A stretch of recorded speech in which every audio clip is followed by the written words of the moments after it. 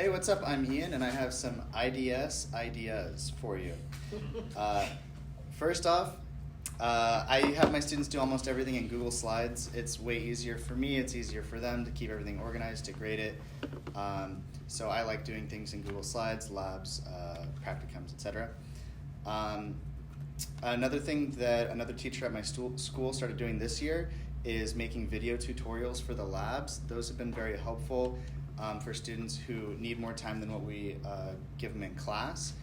So if they're not able to finish in time, they'll watch the videos to help them complete the labs. I was worried that some people would just watch the video on the first day and just copy it, but I've actually found that they don't do that. They're trying the labs on themselves, and I'm actually having to tell them, have you tried watching the video to answer some of these questions?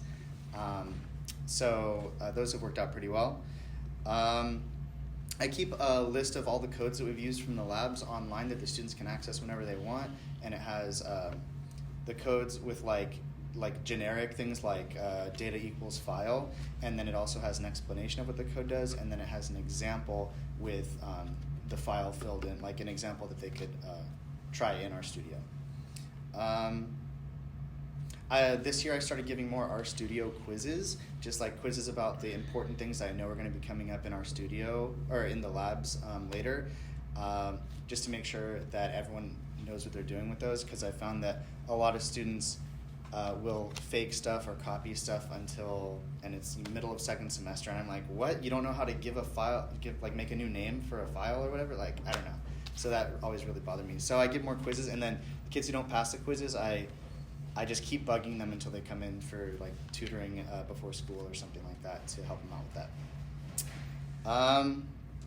And then my last tip that I got from somebody at one of these trainings was to look ahead to lessons that are going to be useful that are in like Unit 4 or end of Unit 3 that you might not end up getting to, and doing those earlier to make sure that they get some of those useful things ahead of time. So for example, there's some scatter plot stuff in Unit 4 that might be useful for juniors that need to take the SBAC test. So that was the original idea that was presented to me, and I did that last year. I'm going to do it again this year. I think it's a good idea. Thank you.